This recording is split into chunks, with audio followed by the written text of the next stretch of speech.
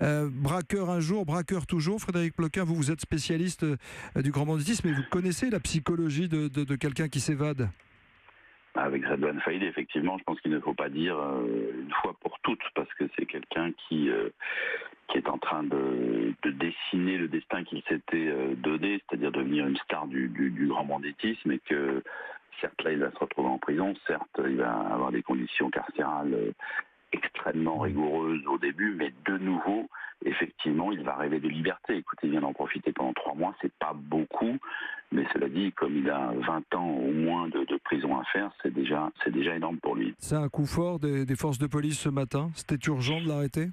Écoutez, Philippe Véroni, le patron on va dire de l'équipe qui était assez trousse, la police judiciaire avait dit qu'il en faisait l'objectif numéro 1. Ils se sont tous mis dessus de manière extrêmement nombreuse. Et la police judiciaire, une fois de plus, démontre que quand elle veut,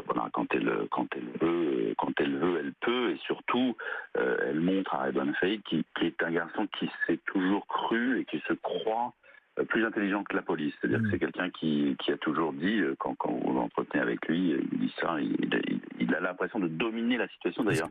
Et le fait qu'il soit médiatisé, est-ce que ça excite aussi son évasion, le fait de faire la une, on en parle ce matin, est-ce que ça le rend encore plus important, est-ce qu'il est plus déterminé à s'évader une nouvelle fois ? Si vous voulez, je pense que c'est quelqu'un qui n'existe que par l'image que les médias lui renvoient aujourd'hui. Et effectivement, il avait l'intention, il le proclamait on va dire, de devenir une légende, si vous voulez, un peu à la manière des grands voyous d'autrefois.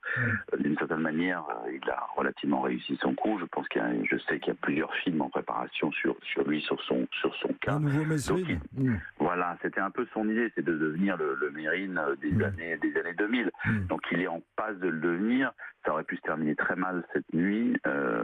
Visiblement, les policiers ont extrêmement bien fait le boulot et donc ça s'est bien terminé. Il n'a pas pu faire usage de son arme. Merci. Tant mieux pour tout le monde et surtout pour la famille d'Aurélie, puisqu'il va de nouveau, je vous le rappelle, être jugé pour ces faits, pour cette cavale.